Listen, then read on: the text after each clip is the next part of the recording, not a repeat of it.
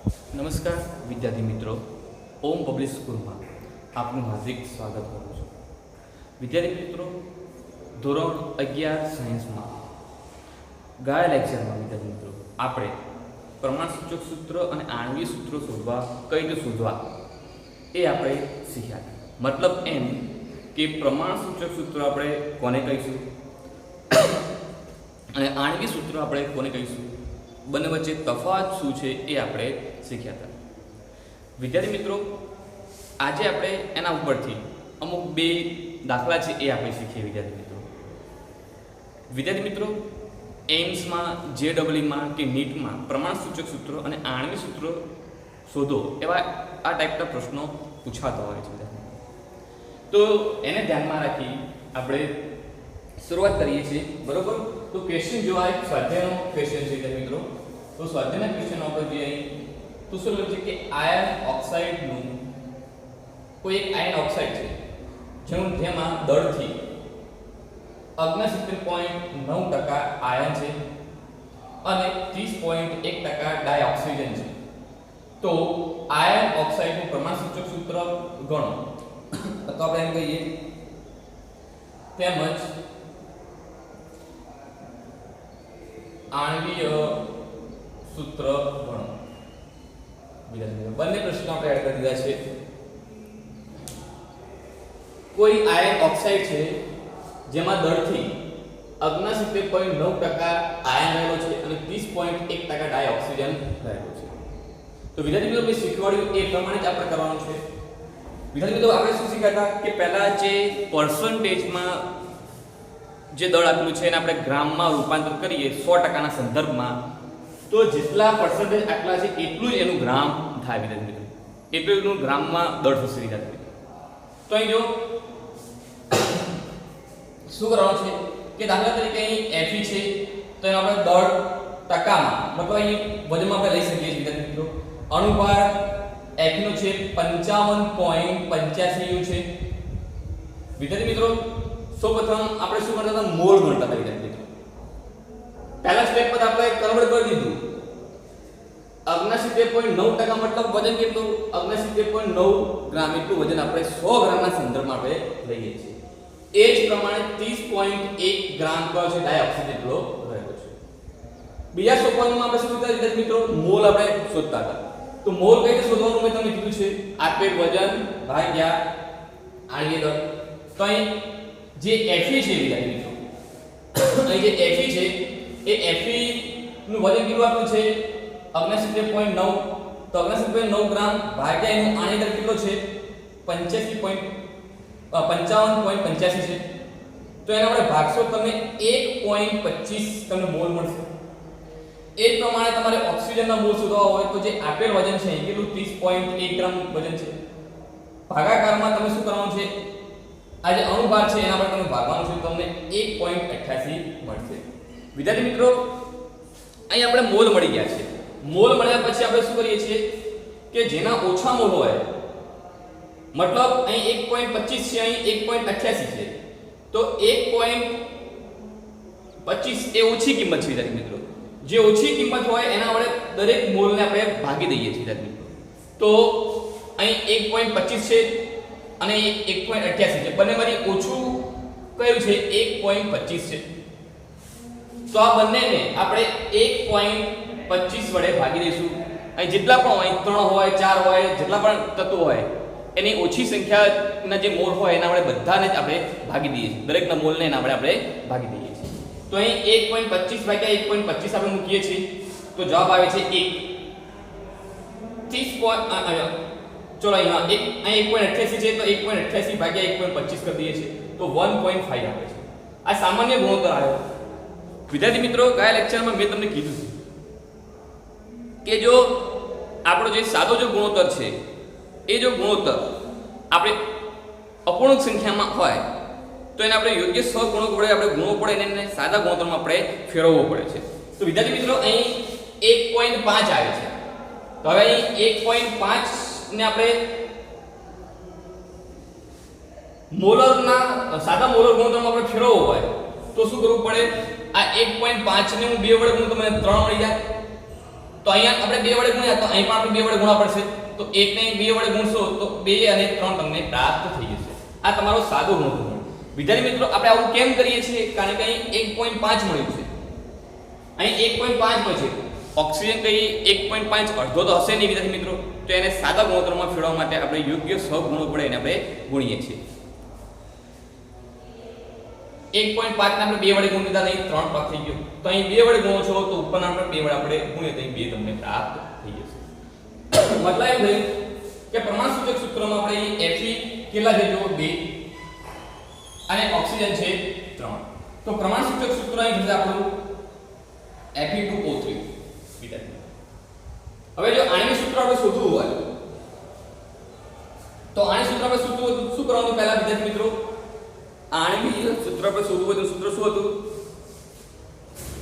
જે આણ્વિક દળ આપેલું હોય અથવા કે મોલર દળ ભાગ્યા પ્રમાણસૂચક સૂત્રનું દળ તો અહીં આપણે પ્રમાણસૂચક સૂત્ર તો મળી ગયું છે વિદ્યાર્થી મિત્રો આ છે આ આપણો પ્રમાણસૂચક સૂત્ર છે હવે એનો આપણે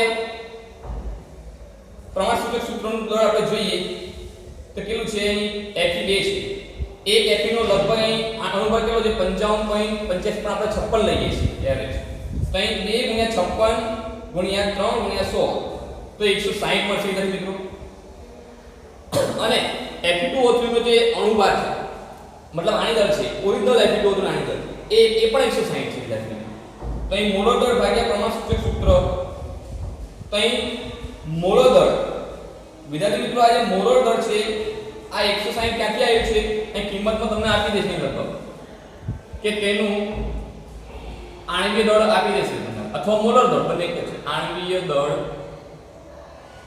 106 સોરી કેટલું 160 તો 160 ગ્રામ પ્રતિ મોલ ઓકે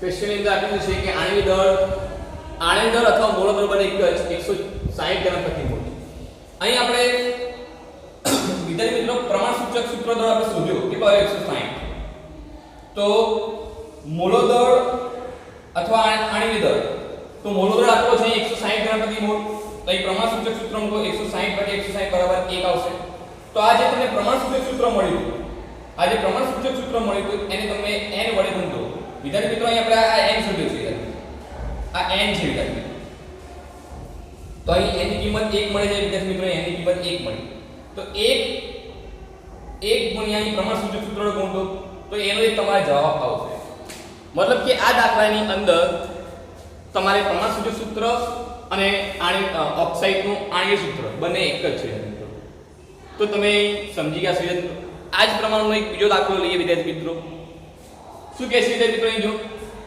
કે એક કાર્બનિક સંયોજન કાર્બન હાઇડ્રોજન અને નાઇટ્રોજન પરમાણુના વજનનો ગુણોત્તર 9:1:3.5 છે જો સંયોજનનો અણુભાર 108 ગ્રામ પ્રતિ મોલ છે તો તેનું આણ્વિક સૂત્ર જણાવો આ AIEEE 2002 માં પ્રશ્ન પૂછાયો છે વિદ્યાર્થી મિત્રો ધીમે ધીમે આપણે નેટ છે JEE છે એની તરફ જઈશું વિદ્યાર્થી મિત્રો કેમ આપણે ધીમે ધીમે જઈએ છીએ વિદ્યાર્થી મિત્રો મેં તમને અગાઉ પણ કીધું છે કારણ કે 9મું માં પણ પ્રમોશન મળ્યું છે 10મા માં પ્રમોશન મળ્યું છે તો વિદ્યાર્થી મિત્રો સૌપ્રથમ તો આપણે બેઝિક આવડે એ બહુ ઇમ્પોર્ટન્ટ છે તો હવે આપણે આ AIEEE માં જે 2002 માં પ્રશ્ન પૂછાયો છે એ જો તો વિદ્યાર્થી મિત્રો આ એક પ્રશ્ન છે મેં જે વાંચી લીધો ફરીથી આપણે વાંચી લઈએ કે એક કાર્બનિક સંયોજન કાર્બન હાઇડ્રોજન નાઇટ્રોજન પરમાણુના વજનનો ગુણોત્તર 9:1:3.5 છે મતલબ કાર્બનનું જે વજન છે એ 9 ગ્રામ છે હાઇડ્રોજનનું 1 અને નાઇટ્રોજનનું છે 3.5 જો સંયોજનનો અણુભાર આટલો હોય 108 ગ્રામ પ્રતિ મોલ તો તેનું આણ્વિય સૂત્ર આપણે ગણવાનું છે તો આણ્વિક સૂત્ર ગણવા માટે અહીં ગ્રામ તો આપેલા છે વિદ્યાર્થી મિત્રો તો આપણે પહેલા મોલ ગણતા હતા તો મોલ આપણે ગણીએ આ ગુણોત્તર આપેલો છે કાર્બન જેમ હાઇડ્રોજન જેમ નાઇટ્રોજન તો વિદ્યાર્થી મિત્રો અહીં જે કાર્બનનું જે વજન આપેલું છે એ 9 આપેલું છે તો 9 ભાગ્યા અહીં 12 આણ્વિક દળ મૂકીશું તો તમને મોલ મળી જશે એ પ્રમાણે હાઇડ્રોજનનું વજન કેટલું આવે છે હાઇડ્રોજનનું 1 છે તમે જો હાઇડ્રોજનનો વજનનો ગુણોત્તર અહીં આપણે જોઈએ તો કેટલો છે 1 છે. 1 મૂકીએ છીએ ભાગ્યા 1, કારણ કે હાઇડ્રોજન આની દર 1 આપણે ગણીએ છીએ. એ જ પ્રમાણે નાઇટ્રોજન શું છે એનું વજન કેટલું છે 3.5 આટલું છે. તો 3.5 ભાગ્યા 14, આ 14 શું છે નાઇટ્રોજનનું આણ્વિય દળ છે. અથવા સોરી આપણે આણ્વિય દળ કહીશું કે પરમાણુ દળ પણ આપણે કહી શકીએ આણ્વિય દળ છે. તો 14 મૂકી દીધું. ઓકે, તો અહીં આપણે નાઇટ્રોજનનો અહીં આપણે પરમાણુ દળ મૂકી દીધું 14. તો તમે જોશો તો અહીં મોલ 9 ભાગ્યા 12 મૂકશો તો કાર્બનના કેટલા મોલ મળ્યા 0.75, 1 ભાગ્યા 1 3.5 ભાગ્યા 0.25 આટલા મોલ મળ્યા. મતલબ કાર્બનના મોલ 0.75, હાઇડ્રોજનના 1 મોલ અને નાઇટ્રોજનના 0.25 મોલ મળ્યા. વિદ્યાર્થી મિત્રો, મોલ ગણ્યા પછી આપણે શું કરતા હતા કે જે ઓછા મોલ હોય એના વડે દરેક મોલને આપણે ભાગી દેતા હતા. તો ભાગી દઈએ, ચલો 0.75 ને 0.25 વડે ભાગી દઈએ. કેમ? કારણ કે આ બધા મોલમાંથી ઓછો મોલની સંખ્યા કઈ છે 0.25. તો 0.75 ને આપણે 0.25 વડે ભાગી દઈએ. એ જ પ્રમાણે 1 ને 0.25 વડે ભાગી દઈએ, 0.25 ને 0.25 વડે ભાગી દઈએ. તો આપણો જે પ્રમાણસૂચક સૂત્ર મળશે એ કાર્બન હાઇડ્રોજન શું છે 3:4:1 મળશે. વિદ્યાર્થી મિત્રો, આ ગુણોત્તર તમે કરશો તો તમને 3:4:1 મળશે.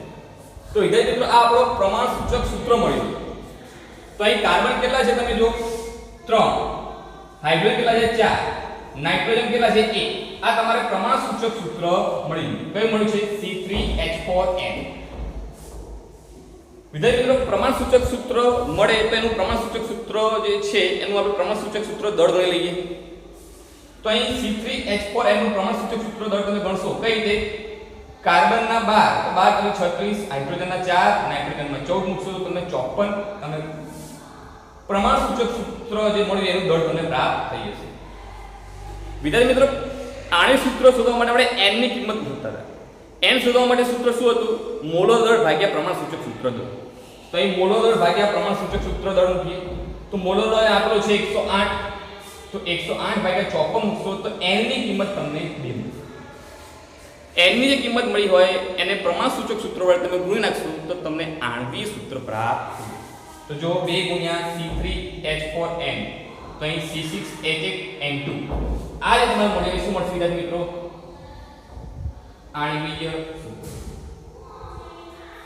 તો વિદ્યાર્થી મિત્રો, અહીં આપણે આ જ ક્વેશ્ચન AI પ્રશ્ન પૂછાયેલો છે વિદ્યાર્થી મિત્રો.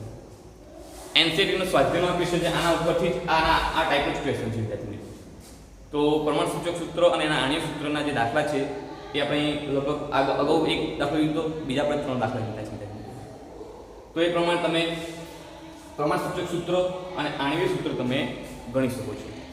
ઓકે વિદ્યાર્થી મિત્રો, હવે આપણે નવો ટોપિક સ્ટાર્ટ કરીએ છીએ, તત્વ યોગ નીતિ, જેને આપણે ઇંગ્લિશમાં સ્ટોક્યોમેટ્રી કહીએ છીએ. NCERT પ્રમાણે જે મુદ્દો છે 1.10 છે. એમાં તત્વ યોગ મિતિ અને તત્વ યોગમિતીય ગણતરીઓ એવો મુદ્દો આપેલો છે. વિદ્યાર્થી મિત્રો, હવે આ તત્વ યોગમિતિ શું છે એ આપણે જોઈએ.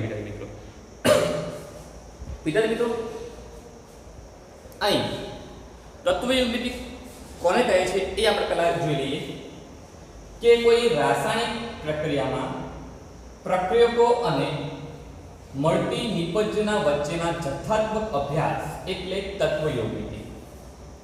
વિદ્યાર્થી મિત્રો, કોઈ રાસાયણિક પ્રક્રિયા થાય છે તો રાસાયણિક પ્રક્રિયાની અંદર શું હશે? પ્રક્રિયકો એકબીજા સાથે પ્રક્રિયા કરશે અને નિપજ આપશે. વિદ્યાર્થી મિત્રો, પ્રક્રિયકો એકબીજા સાથે પ્રક્રિયા કરશે તો એનું ચોક્કસ જથ્થો હશે. ચોક્કસ જથ્થામાં પ્રક્રિયકો એકબીજા સાથે પ્રક્રિયા કરશે અને નિપજ આપશે. અને જે આપણે નિપજ મળશે એનો પણ ચોક્કસ જથ્થો હશે. મતલબ કે કોઈ રાસાયણિક પ્રક્રિયાની અંદર પ્રક્રિયકનો જથ્થો અને તે પ્રક્રિયા દરમિયાન મળતી નિપજનો જથ્થાનો જથ્થાત્મક આપણે અભ્યાસ કરીએ. વિદ્યાર્થી મિત્રો, એ આપણે જે અભ્યાસ કરીએ છીએ કેટલા ગ્રામ મળ્યું, દાખલા તરીકે આપણે કહીએ કે આટલા ગ્રામ પ્રક્રિયકો એકબીજા સાથે પ્રક્રિયા કરી અને નિપજના આટલા ગ્રામ મળ્યા, તો એને આપણે શું કહીએ છીએ? એ જે અભ્યાસ છે એને આપણે શું કહીએ છીએ? તત્વ યોગમિતિ કહીએ છીએ. વિદ્યાર્થી મિત્રો, વિદ્યાર્થી મિત્રો અહીં મેં કીધું છે જો પ્રક્રિયકનો આપણો કોઈ જથ્થો લીધો, પ્રક્રિયકો અને અણુ એક સાથે પ્રક્રિયા કરશે અને નિપજ મળશે. તો નિપજનો કોઈ પણ જથ્થો મળશે વિદ્યાર્થી મિત્રો. તો એ આપણે જે પ્રક્રિયકો અને નિપજ વચ્ચેના જે જથ્થાત્મક આપણે અભ્યાસ કરીએ છીએ વિદ્યાર્થી મિત્રો, એને જ આપણે શું કહીએ છીએ? તત્વયોગ વિધિ. વિદ્યાર્થી મિત્રો આ જે ટોપિક છે થોડો ઇમ્પોર્ટન્ટ છે વિદ્યાર્થી મિત્રો. હવે અહીં મેં સમીકરણ લખ્યું છે જે બધાને આવડે છે વિદ્યાર્થી મિત્રો, જે 8મા ધોરણમાં પણ આવે છે, લગભગ 6થા ધોરણમાં પણ આવે છે વિદ્યાર્થી મિત્રો. જો મિથેન એ ઓક્સિજન સાથે દહન પામે છે, અથવા આપણે એમ કહીએ કે મિથેન એ ઓક્સિજન સાથે પ્રક્રિયા કરી CO2 અને H2O આપે છે. વિદ્યાર્થી મિત્રો આ એક પ્રક્રિયા છે જેને આપણે સંતુલિત કરવી છે વિદ્યાર્થી મિત્રો. હવે તત્વયોગ વિધિના સંદર્ભમાં વિદ્યાર્થી મિત્રો આ જે સમીકરણ છે એને આપણે જુદી જુદી રીતે વાંચી શકીએ છીએ અથવા એને આપણે જુદી જુદી રીતે સમજી શકીએ છીએ. હવે એ સમજવું ખૂબ જ ઇમ્પોર્ટન્ટ છે. આ સમીકરણને આપણે વાંચવું હોય તો આપણે કઈ રીતે વાંચી શકીએ ને રીડ કરવું હોય તો કઈ રીતે રીડ કરી શકીએ, એ બહુ ઇમ્પોર્ટન્ટ છે વિદ્યાર્થી મિત્રો, અને એ બધાને આવડવું છે વિદ્યાર્થી મિત્રો. જોઈએ ચલો વિદ્યાર્થી મિત્રો અહીં શું કહે છે કે અહીં જો પહેલા આપણે કઈ રીતે વાંચી શકીએ? 1 મોલ વિદ્યાર્થી મિત્રો અહીં મિથેનના કેટલા છે? 1 મોલ છે. અહીં કશું આપેલું નથી, મતલબ અહીં 1 મોલ છે. 1 મોલ મિથેન 2 મોલ વિદ્યાર્થી મિત્રો 2 મોલ આપેલો, અહીં બગડો છે. 2 મોલ ઓક્સિજન સાથે પ્રક્રિયા કરી 1 મોલ CO2 વાયુ આપે છે અને 2 મોલ પાણી આપે છે જે બાષ્પમાં વાયુ અવસ્થા છે. એક તો આપણે આ રીતે વાંચી શકીએ વિદ્યાર્થી મિત્રો કે 1 મોલ મિથેન 2 મોલ ઓક્સિજન સાથે પ્રક્રિયા કરી 1 મોલ CO2 વાયુ અને 2 મોલ પાણી આપે છે. હવે એને આપણે બીજી રીતે વાંચવું હોય વિદ્યાર્થી મિત્રો, મિથેનનો એક અણુ વિદ્યાર્થી મિથેનનો એક જ અણુ છે. મિથેનનો એક અણુ ઓક્સિજનના 2 અણુ સાથે પ્રક્રિયા કરી 1 અણુ CO2 અને 2 અણુ પાણીના આપે છે. એને આપણે ત્રીજી રીતે આપણે કઈ રીતે વાંચી શકીએ મિત્રો? અહીં બધા વાયુ છે વિદ્યાર્થી મિત્રો, આ વાયુ છે, આ વાયુ છે, આ વાયુ છે, આ વાયુ છે. તો વિદ્યાર્થી મિત્રો જે વાયુનું કદ હોય વિદ્યાર્થી મિત્રો, એ વાયુનું કદ આપણે જો લીટરમાં આપણે માપીએ તો જો 1 મોલ વિદ્યાર્થી મિત્રો કોઈ 1 મોલ વાયુ હશે તો એનું જે કદ હશે એક મોલ કદ, જે 1 મોલ વાયુ છે એનું કદ આપણે જોઈએ લીટરની અંદર તો એ ફિક્સ છે. કેટલું છે? 22.7 લીટર વિદ્યાર્થી મિત્રો. આ યાદ રાખજો ખાસ. કોઈ 1 મોલ કોઈ વાયુ છે વિદ્યાર્થી મિત્રો, કોઈ 1 મોલ વાયુ છે તો એનું મને કદ લીટરમાં માપવું હોય તો એ ફિક્સ આંકડો છે. કેટલું છે? 22.7 લીટર. આ યાદ રાખજો. 1 મોલ વાયુ કદ બરાબર 22.7 લીટર. ઓકે, આ યાદ રાખજો. આગળ આપણે જોઈએ તો આને આપણે વાંચ્યું વિદ્યાર્થી મિત્રો 1 મોલ છે વિદ્યાર્થી મિત્રો, 1 મોલ મિથેન છે. તો એ જે વાયુ છે એને આપણે કદના સંદર્ભમાં લઈએ તો આપણે લખી શકીએ છીએ કે વાયુના કદના સંદર્ભમાં આપણે વાત કરીએ તો મિથેન વાયુના 22.7 લીટર એ 45.4 લીટર O2 સાથે વિદ્યાર્થી મિત્રો. અહીં ભૂલી જાવ વિદ્યાર્થી મિત્રો, આ જે 2 છે એ ભૂલી જાવ. તો જો અહીં આપણે તમે 1 મોલ એને લઈ શકો તો 1 મોલ બરાબર વાયુ હોય તો એનો કદ કેટલો હોય? ફિક્સ 22.7. તો જો 2 હોય તો અહીં જો 2 છે વિદ્યાર્થી તો 22.7 ગુણ્યા 2 કરશો તો કેટલું થશે? 45.4 લીટર થશે વિદ્યાર્થી. તો હું કહી શકું છું કે આ 1 મોલ જે મિથેન છે એ જે વાયુને આપણે કદના સંદર્ભમાં લીટરના સંદર્ભમાં લઈ જઈએ તો 22.7 લીટર બરાબર 1 મોલ થાય. એ 45.4 લીટર સાથે પ્રક્રિયા કરે છે અને જો અહીં CO2 છે વિદ્યાર્થી મિત્રો, અહીં CO2 છે તો CO2 નો 1 મોલ છે, તેનો વાયુનો કદમાં લઈએ તો કેટલું થાય? 22.7 લીટર. તો 22.7 લીટર નિપજ આપે છે. અહીં કેટલું આપે છે? 45.4 લીટર H2 આપશે જે વાયુના સંદર્ભમાં આપણે લઈએ. આપણે વાયુના સંદર્ભમાં વાત કરીએ તો વિદ્યાર્થી મિત્રો એ પ્રમાણે આ જ સમીકરણને છે આપણે ગ્રામમાં આપણે વાત કરીએ વિદ્યાર્થી મિત્રો. તો વિદ્યાર્થી મિત્રો ગ્રામમાં આપણે વાત કરવી હોય તો મેં તમને કીધું છે જો કોઈ 1 મોલ હોય તો 1 મોલ કોઈ XYZ પદાર્થ છે તો એનું આણ્વિક દળ કેટલું હોય? એનું વજન કેટલું હોય? એનું આણ્વિક દળ એનું આણ્વિક દળ જ એ એનું વજન કહેવાય. દાખલા તરીકે હું 1 મોલ મિથેન તમને કહું તો કેટલું વજન થાય? વિદ્યાર્થીઓ શાંતિથી વિચારો. હું 1 મોલ મિથેન કહું તો એનું વજન કેટલું? તો મિથેનનું આણ્વિક દળ ગણો. કાર્બનના કેટલા છે? 12. એક હાઇડ્રોજનનો એક, તો અહીં 4 હાઇડ્રોજન છે, તો તમે ગણશો તો 16 થશે. મતલબ 1 મોલ બરાબર 16 ગ્રામ મિથેન થાય. ઓકે, તો 2 મોલ હોય તો 32 ગ્રામ થશે વિદ્યાર્થી મિત્રો મિથેન. ઓકે, તો વિદ્યાર્થી મિત્રો અહીં આપણે ગ્રામના સંદર્ભમાં આપણે વાત કરીએ તો જો અહીં આપણે 1 મોલ આપ્યું છે, તો 1 મોલ મિથેનનું વજન કેટલું? 16 ગ્રામ. તો અહીં કહી શકું છું કે 16 ગ્રામ મિથેન. હવે આપણે ઓક્સિજનની વાત કરીએ. કેટલા ગ્રામ ઓક્સિજન સાથે પ્રક્રિયા કરશે? તો વિદ્યાર્થી મિત્રો એક ઓક્સિજન 32 ગ્રામ. વિદ્યાર્થી મિત્રો અહીં 2 છે ને, તો 2 ગુણ્યા આપણે 32 કરી દેવાનું. O2 સાથે પ્રક્રિયા કરી 44 ગ્રામ CO2 આપશે. કેમ 44 ગ્રામ CO2 આપશે વિદ્યાર્થી મિત્રો?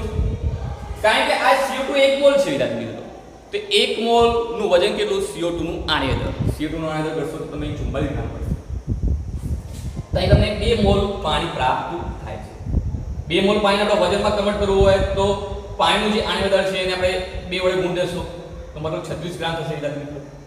તો આને આપણે ગ્રામમાં વાંચવું હોય, આ રિએક્શનને ગ્રામમાં વાંચવું હોય તો આપણે કઈ રીતે કહી શકીએ કે 16 ગ્રામ મિથેન 2 ગુણ્યા 32 ગ્રામ ઓક્સિજન સાથે પ્રક્રિયા કરી 44 ગ્રામ CO2 અને 2 ગુણ્યા 18 ગ્રામ પાણી આપે છે એવું આપણે કહી શકીએ.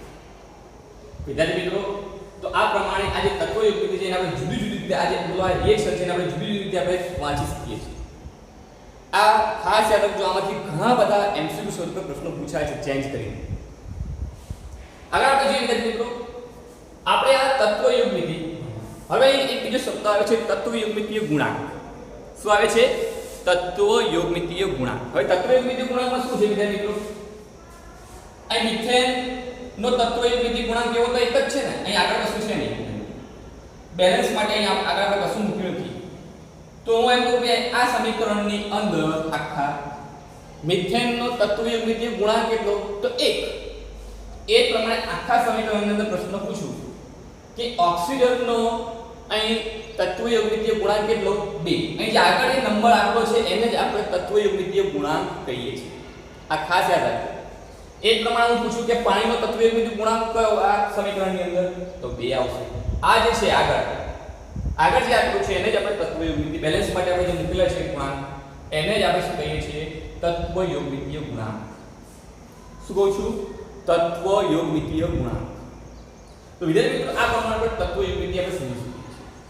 આગળ આપણે જઈએ તો તમે ખબર પડી ગઈ છે કે દળ મતલબ વજન ગ્રામમાં આવે કે જેમાં એ વજન મોલ સાથે સંબંધ ધરાવે છે અને મોલ એ અણુની સંખ્યા સાથે ધરાવે છે. તો વિદ્યાર્થી મિત્રો અહીં તમે સમજી શકો છો, જો અહીં અણુની સંખ્યા સાથે આપણે વાત કરીએ તો અહીં 1 મોલ મિથેન છે, તો આપણે અણુની સંખ્યા ગણવી હોય તો 1 મોલ બરાબર કેટલા અણુની સંખ્યા થાય? 6.022 ગુણ્યા 10 ની 23 અણુની સંખ્યા થાય, જે આપણે શીખેલા છે. ઓકે, તો એ પ્રમાણે પણ તમે અણુની સંખ્યા ગણી શકો છો. અહીં H2O છે, એના અણુની સંખ્યા કેટલી છે? વિચાર લેજો. 1 મોલ હોય તો 6.022 ગુણ્યા 10 ની 23 તો 2 મોલ હોય તો કેટલા? તો અણુની સંખ્યાના સંદર્ભમાં પણ તમે ગણતરી કરી શકો છો વિદ્યાર્થી મિત્રો. બેસ્ટ ઉદાહરણ છે વિદ્યાર્થી મિત્રો NCERT આ ઉદાહરણની સાથે ઘણું બધું તમને સમજાવ્યું છે. આગળ આપણે એક દાખલો લઈ લઈએ વિદ્યાર્થી મિત્રો, જે કોયડો 1.3 છે વિદ્યાર્થી મિત્રો. શું કહે છે કે 16 ગ્રામ મિથેનના દહનથી મળતી H2O ની નિપજ ગ્રામમાં ગણો. વિદ્યાર્થી મિત્રો ગ્રામમાં ગણવાનું કીધું છે. 16 ગ્રામ મિથેનના દહનથી, દહન માટે તમે શું ઉપયોગ કરો? ઓક્સિજન. H2O ની નિપજ ગ્રામમાં ગણો. તો મિથેન આપણે લખીએ છીએ ઓક્સિજન સાથે પ્રક્રિયા કરે છે, CO2 અને પાણી આપે છે. તો પ્રશ્ન શું પૂછે છે કે અહીં 16 ગ્રામ મિથેન નું દહન આપણે કરીએ. દહન માટે આપણે ઓક્સિજનની મદદથી આપણે દહન કરીએ છીએ. તો આ જે H2O છે, આ H2O કેટલા ગ્રામ બનશે એ પ્રશ્ન પૂછે છે. કેટલા ગ્રામ? તો વિદ્યાર્થી મિત્રો, તો તમને ખબર છે આ પ્રક્રિયા તમને લખવી પડે. બેલેન્સ પહેલા કોઈ સમીકરણ આપેલું હોય તો સમીકરણને પહેલા આપણે બેલેન્સ કરવું પડશે વિદ્યાર્થી મિત્રો.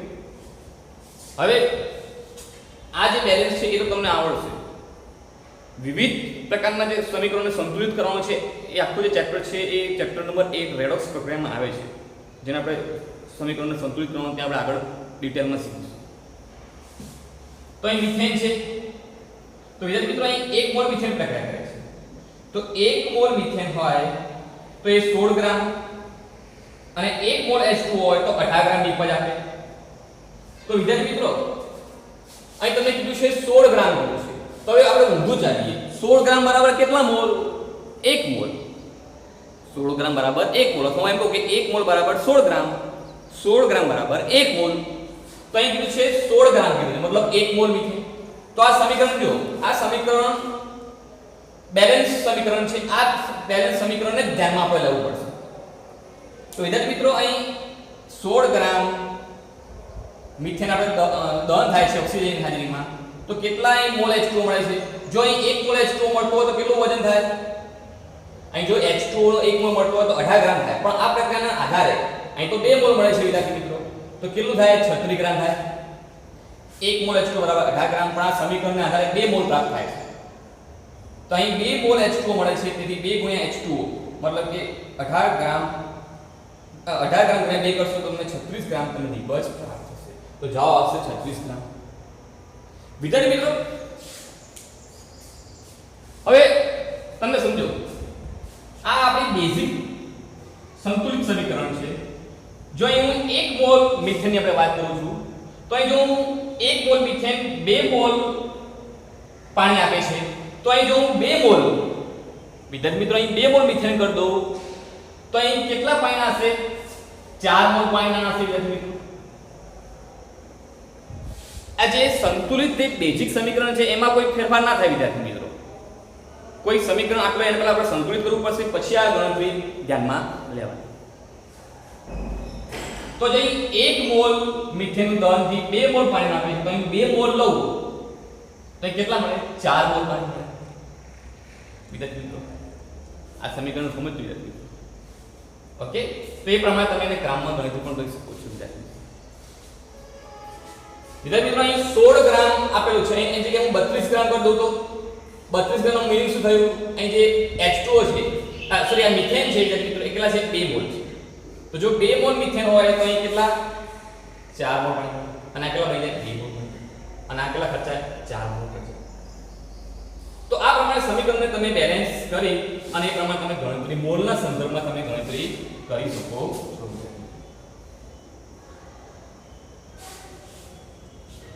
તો આ પ્રમાણે જુદા જુદા ટાઈપના ઘણા બધા દાખલા પૂછાઈ શકે છે. ઓકે, બે બાબત હું વાત કરીશ વિદ્યાર્થી મિત્રો.